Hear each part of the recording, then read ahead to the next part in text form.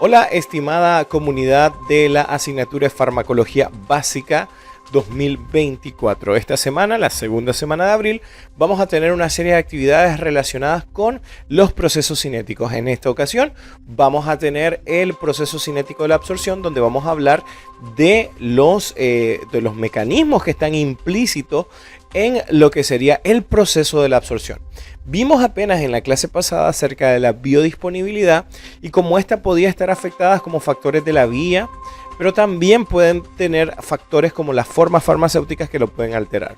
En principio hablamos de los valores de biodisponibilidad que van a estar condicionados por la vía. No va a ser lo mismo una vía oral, una vía rectal, una vía intramuscular o una endovenosa.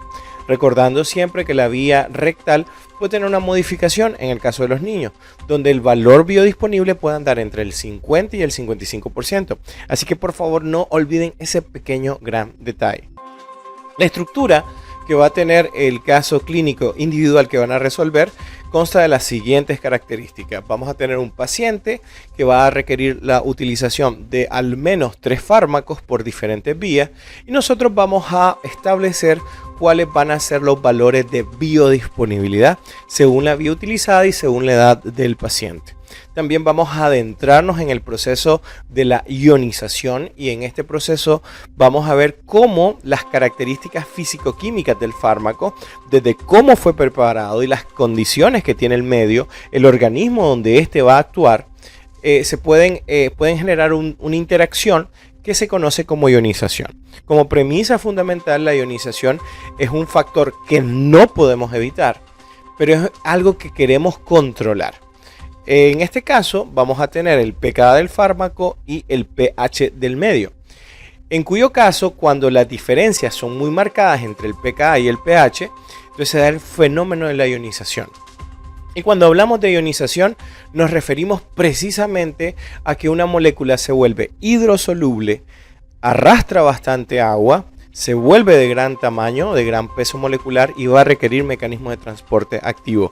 Condiciones que para nada queremos para un fármaco que nosotros queremos que se distribuya en el torrente sanguíneo y pueda llegar a los tejidos periféricos.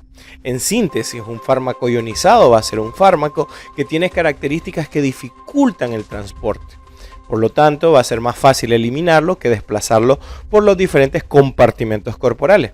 A diferencia de un fármaco no ionizado que va a ser liposoluble de pequeño tamaño molecular y va a tener la facilidad de utilizar mecanismos de transporte pasivo. Características deseables requeridas para que pueda lograr moverse en los diferentes compartimentos. Si partimos del hecho que el objetivo fundamental de la farmacocinética es precisamente que el fármaco sea eliminado del organismo, ¿qué tan fácil es cuando este puede ser transportado en diferentes compartimentos de forma sencilla?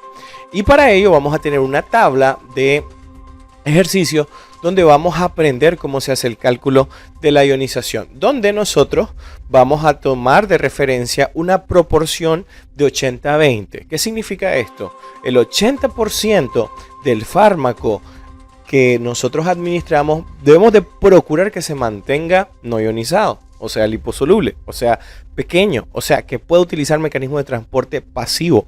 Y por el otro lado un 20% donde tenemos un fármaco que este va a tener eventualmente hidrosolubilidad, va a ser de gran tamaño y va a dificultar su transporte porque va a requerir transportes activos. Vamos a ver cómo logramos nosotros modificar esto, cómo nosotros podemos llegar a un momento ideal y cuál es lo mínimo requerido.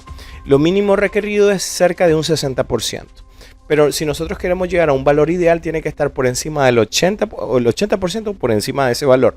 Pero 60% con eso podemos aspirar a que nuestro fármaco se distribuya y de esa manera lograr unirse al receptor en el mejor de los casos, porque hay mecanismos de acción de los fármacos que están correlacionados con el receptor y otros que no están relacionados con el receptor, llevando por lo tanto eventualmente a la posibilidad de que el efecto se vuelva realidad, pero eso es algo que vamos a ver en farmacodinámica.